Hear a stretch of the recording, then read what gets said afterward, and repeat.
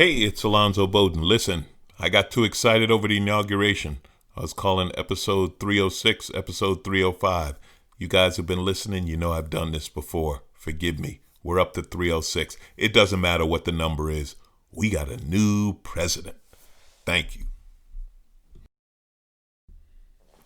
Hi, this is Alonzo Bodden. I want to welcome you to episode 305 of my podcast, Who's Paying Attention, and tell you that this week we are brought to you by ExpressVPN.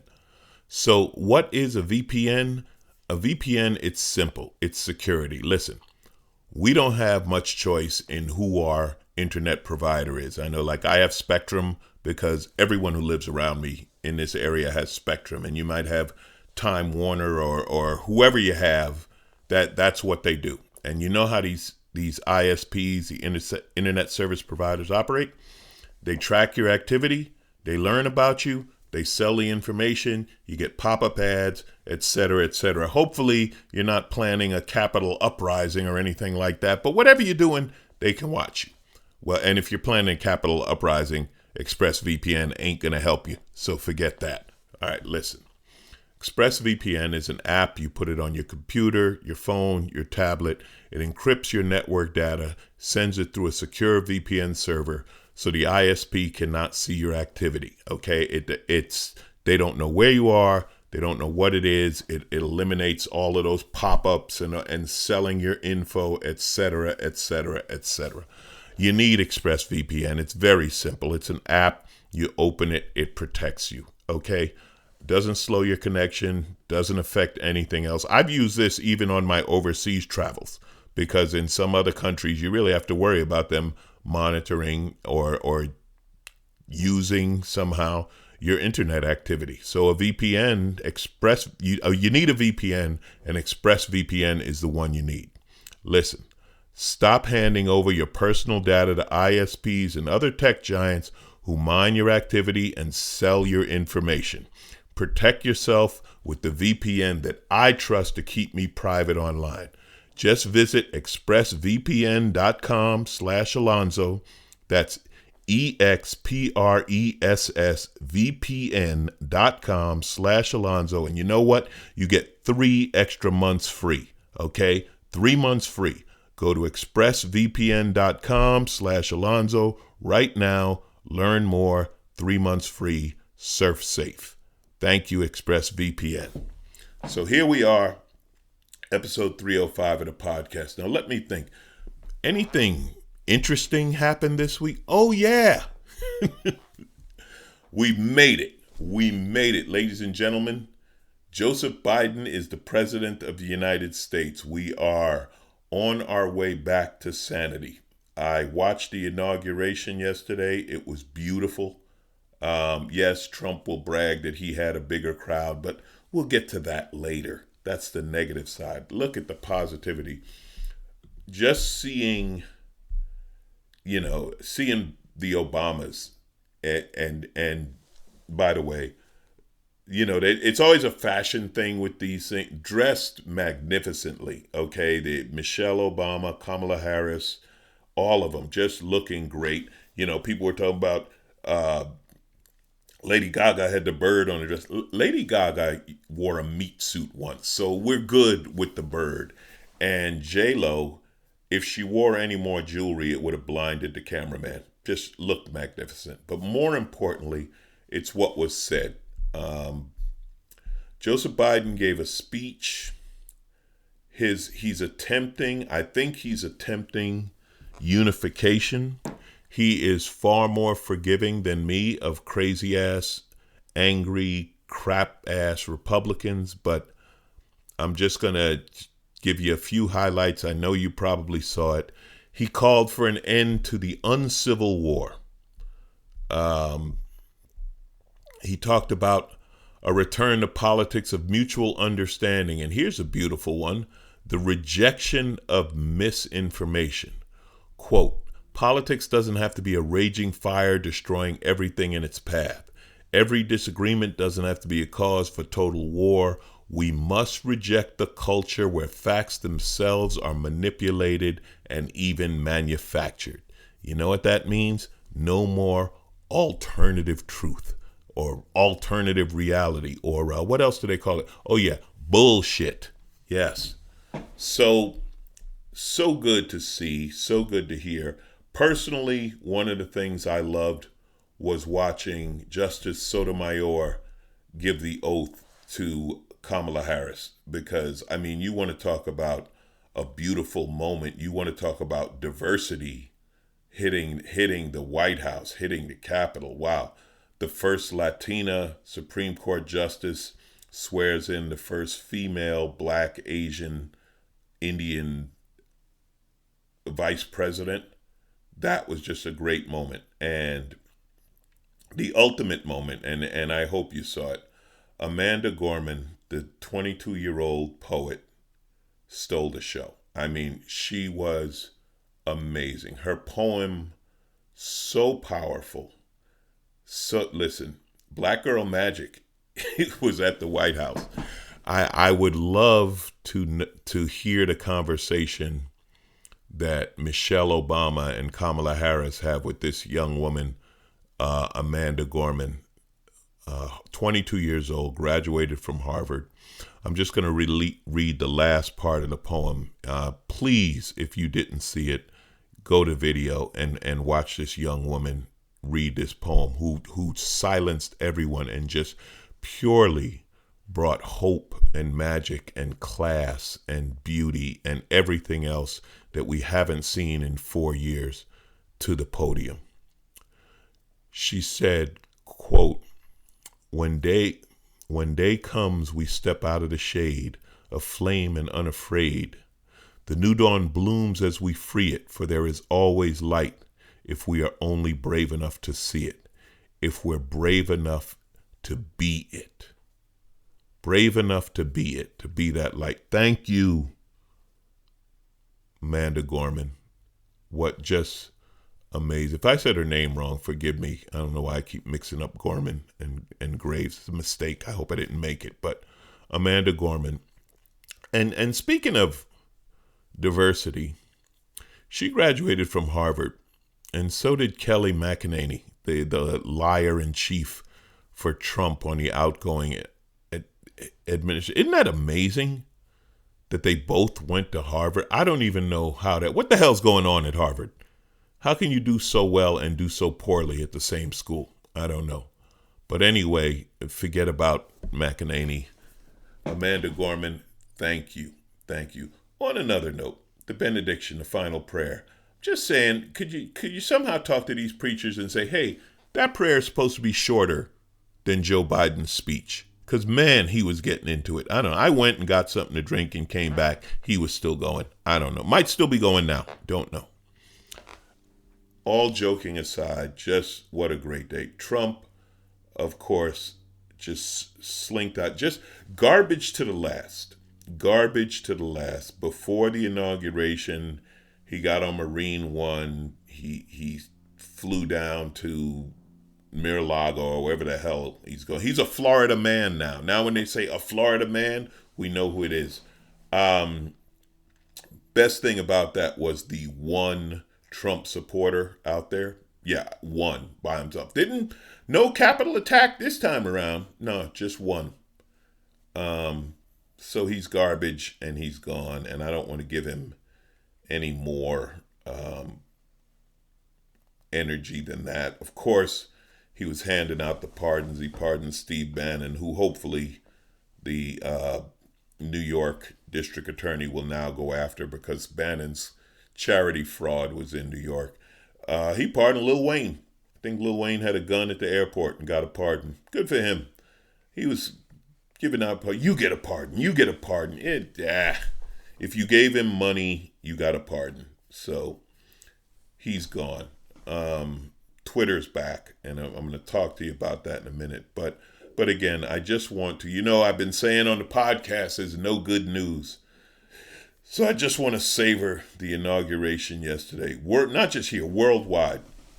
Personally, I heard from friends in the UK. I heard from friends in Canada. World leaders all sending congratulations, saying thank God and America's back and so on and so forth. A lot of backhanded Trump slaps going from different leaders around the world.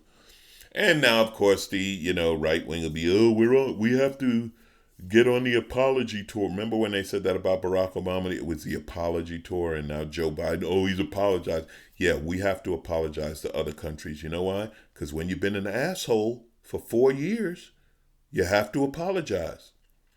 Right away, Joe Biden got us back into the Paris Accords.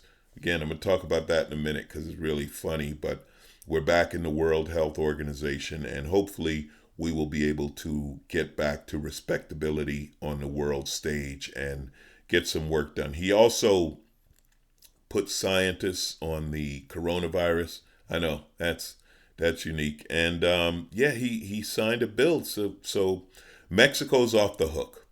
We're not building the wall, so I guess Mexico doesn't have to pay for it. I'm sure they're happy about that. Biden's been signing executive orders like Trump signs blank piece of papers to look like he was working. So, that's it. There were a lot of celebrations, a lot of great performances, just a positive atmosphere. I'm sure we all wish there wasn't COVID to deal with and people could have been out there, but still they were good. And we got a meme out of it because Bernie was sitting up there in his mittens, and yeah, you will see Bernie in his mittens everywhere. I think the funniest place I've seen him so far was in a bathtub with Prince. Oh my God, America, guess what? We're laughing again. And they're not laughing at us, they're laughing with us. What a change. Wow.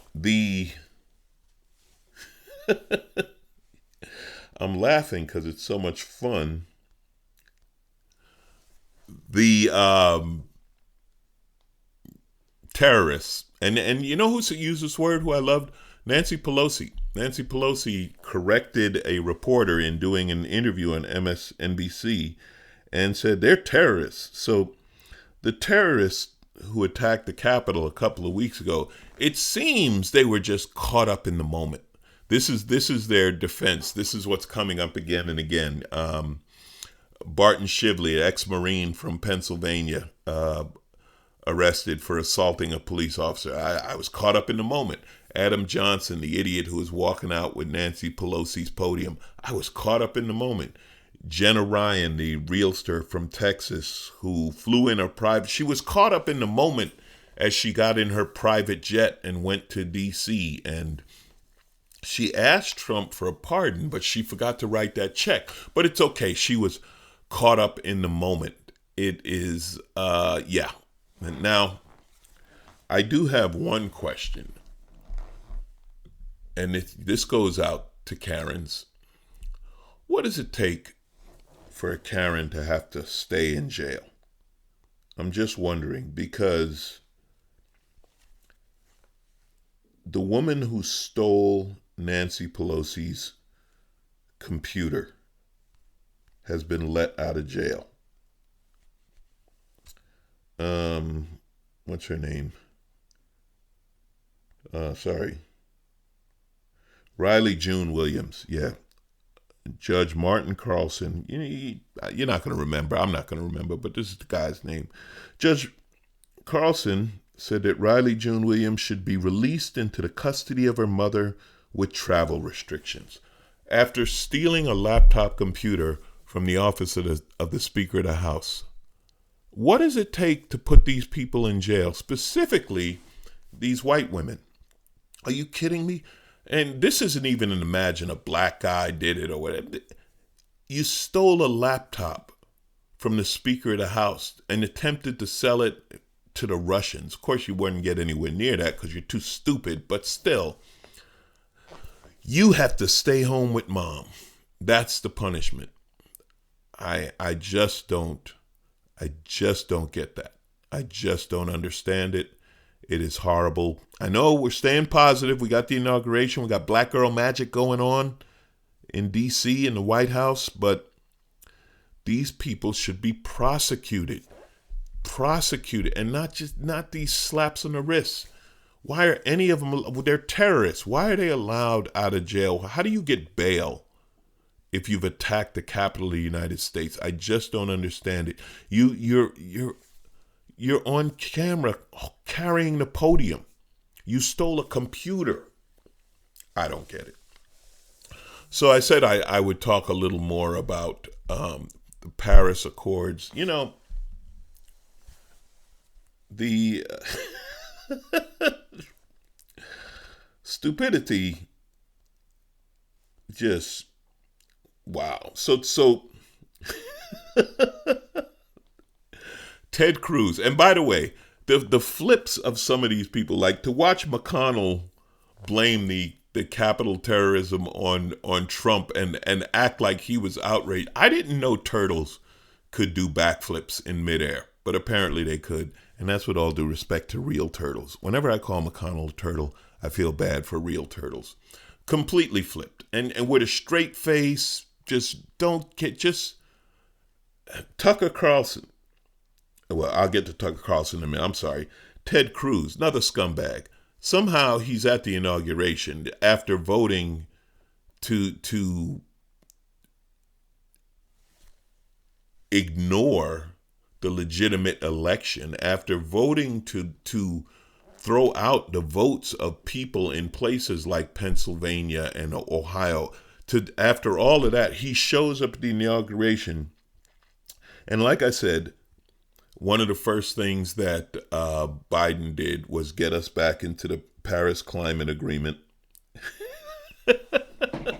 So Ted Cruz, now wrap your head around this stupid. Ted Cruz tweets, by rejoining the Paris Climate Agreement, President Biden indicates he's more interested in the views of the citizens of Paris than in the jobs of the citizens of Pittsburgh. Now this is where I said Twitter works again, because Twitter jumped all over it. First of all, you idiot, the Paris Climate Agreement doesn't mean protect the people of Paris. It means that's where the world leaders met when they came up with the agreement. But to say he's more interested in the jobs of Pittsburgh, you know where Pittsburgh is? In Pennsylvania. Pennsylvania, that would be one of the states that you wanted to nullify their votes. Twitter tore him apart because it's a level of stupid that he's a senator. They should get rid of him just out of embarrassment. Just like, look, we can't, you're too stupid. We can't have you. The Paris Agreement is to protect the people of Paris. Yeah, you're going to have to leave and go to, there's a lot of online schools open right now because of the pandemic. We're going to sign you up for one. Tucker Carlson, and this is also amazing because Biden said we're going to go to war against white supremacy. Tucker Carlson said, well, let's be clear. He wants to know what a white supremacist is. Well, Tucker, if TV actually worked the way paranoid people think, and you could see who's watching you, you'd see what white supremacists look like. You know what they look like, Tucker? They look like this asshole Kevin Seafried carrying a Confederate flag into the Capitol when they rioted and attacked it. Or maybe you'll see some asshat hugging my pillow. That would be what a white supremacist look like. Now, granted, white supremacists are difficult to recognize because they're not exactly supreme-looking people. They look pretty bad generally. They tend to like a lot of camouflage and fake military gear, and their body armor doesn't quite cover the belly. You got to get body armor, then you got to get extended belly armor. That would be an indication. Yeah, whenever you see Confederate statues and people hanging around, or a bunch of incel men, they're not hard to spot, Tucker. They're watching you.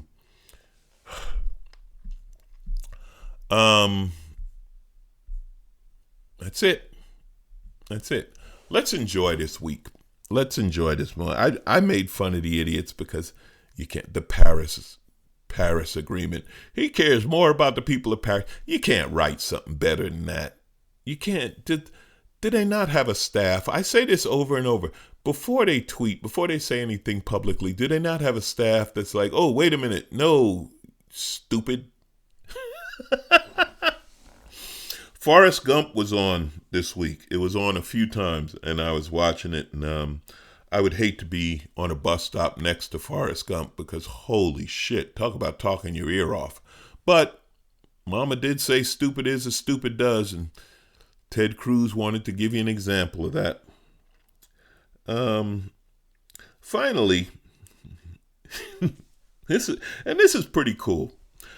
Speaking of social media, which, by the way, in banning Twitter, they said that the complaints about election falsehood and all of that dropped over 60%. So, yeah, it was Trump. But anyway, think back, kids. Remember MySpace? I remember MySpace because back when I won Last Comic Standing, when I was doing Last Comic Standing, MySpace was out there, and I had tens of thousands of MySpace friends. Don't know where you're at today, but if you're listening, thank you. There was Tom. Tom was everybody's first friend on MySpace. As soon as you joined, Tom sent you a friend request and you had Tom. Now, what some people may have forget, and I didn't realize it was that big, but MySpace was the largest social networking site in the world from 2005 to 2008. And Tom sold it for $580 million. And he retired before 40 with that money. And where's Tom today? Tom's traveling the world. He is a photographer. And he does amazing pictures. He has houses in various places around the world. And he's doing great. Tom's happy. So I say, good for you, Tom. Thank you for MySpace. Thank you for the early days of social media. And now there's a talk of the tech giants and the freedom of speech and blah, blah, blah. And listen, freedom of speech is not speech without penalty for saying the wrong thing. That's what they don't get. But Tom, you done good, and it's kind of nice to read that Tom left with $580 million, got over 7 million followers on the new social media program platforms, Instagram, Facebook, and stuff like that. And he's living his dream. So good for you, Tom. You won. You know who else won? We did. We got a new president. United States of America. Insanity is gone. Intelligence, reasonableness is back. We're going to believe in science again. We're not going to say there are very good people on both sides when white supremacists attack. You know? So thank you. We've done well. Let's enjoy it. Have a great week. Have a fantastic weekend. I know there's a big winter storm supposed to hit the East Coast, so stock up, stay inside. And you know what? You don't have to stock up on toilet paper. We're past that. I hope you get your vaccine. I hope you're healthy and everything else. And you know what? Just go watch Amanda Gorman read her poem and realize how great America can be. Forget about that ass hat. Make America great again? Yeah, Trump, we did. We got rid of you. Thanks for listening.